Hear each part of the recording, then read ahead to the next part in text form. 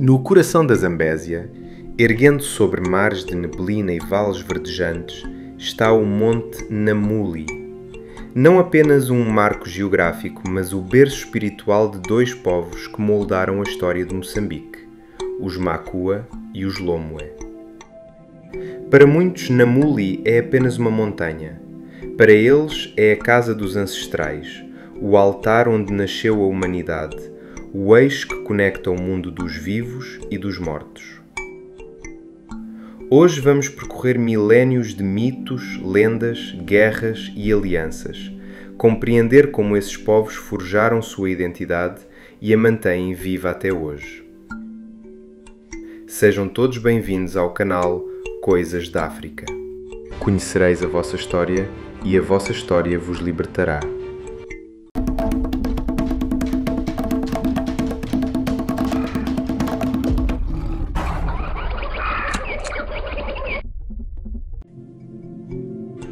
Segundo a tradição oral Makua, tudo começou nas grutas de Namuli.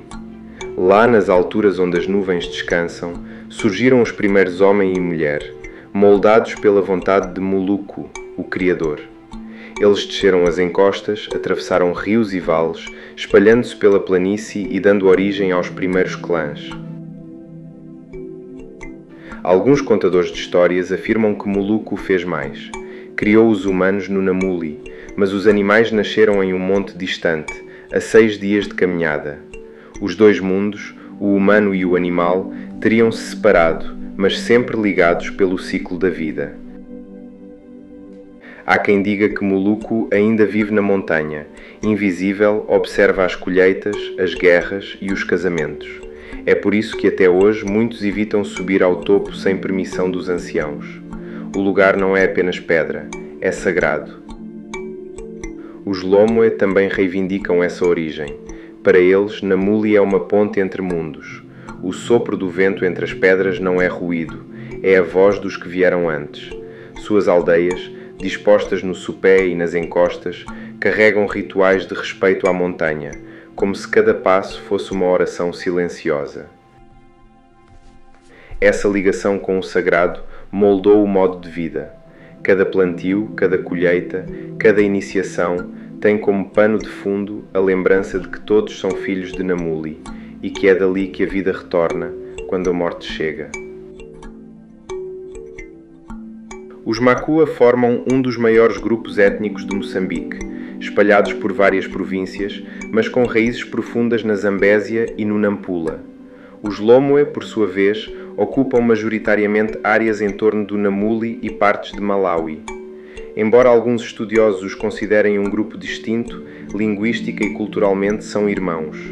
As línguas são tão próximas que um Makua e um Lomwe conseguem se entender, ainda que com pequenas diferenças de pronúncia, como o TT dos Makua e o Tch dos Lomwe.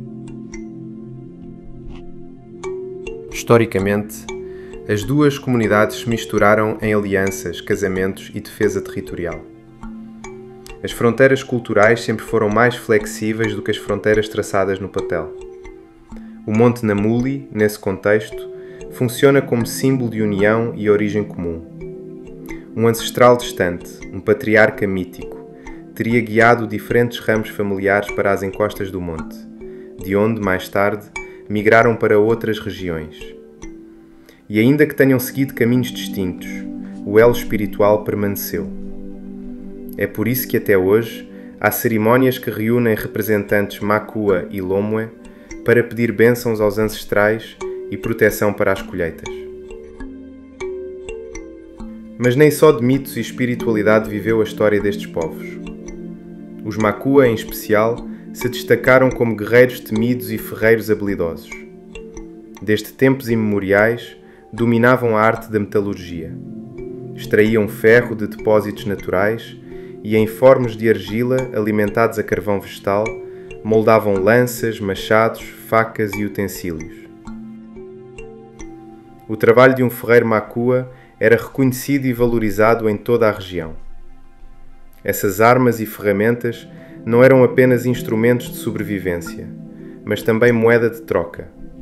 Os Makua controlavam rotas comerciais entre o interior e a costa, negociando com mercadores suaílis e gujarates.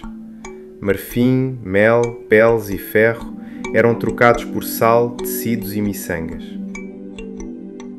Essa rede comercial fortaleceu seu poder e influência. A partir do século XVIII, as incursões dos Yao e a demanda crescente por escravos na costa leste obrigaram os Macu a se armarem ainda mais. Tornaram-se combatentes ferozes, capazes de defender aldeias e rotas comerciais.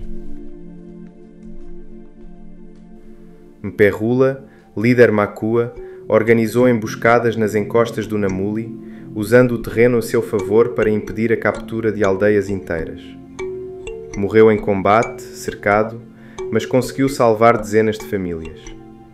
Hoje, seu nome é invocado em canções de coragem como símbolo de resistência até o último fôlego.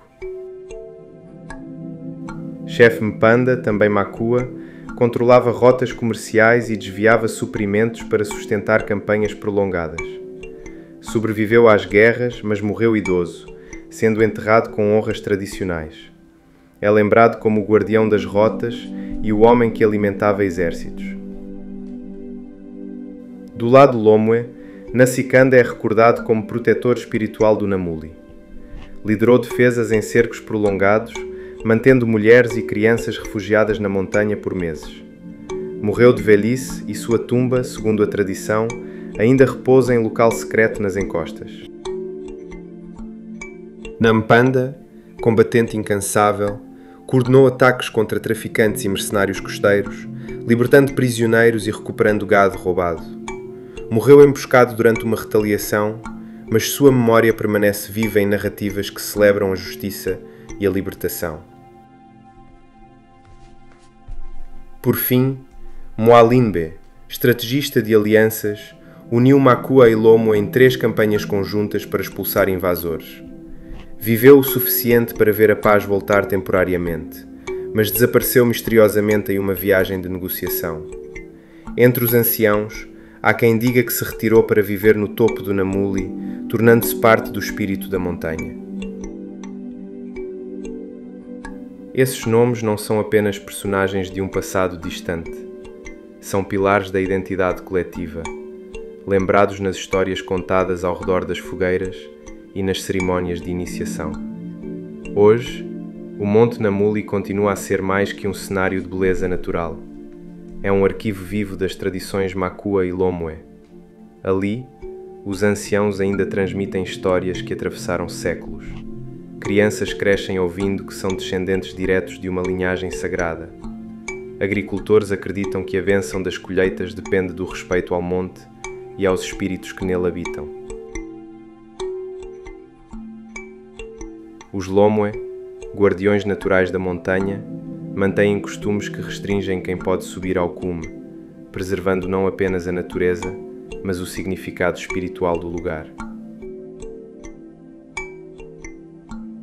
Para os Makua, mesmo vivendo em áreas distantes, Namuli permanece como símbolo de origem e de força ancestral.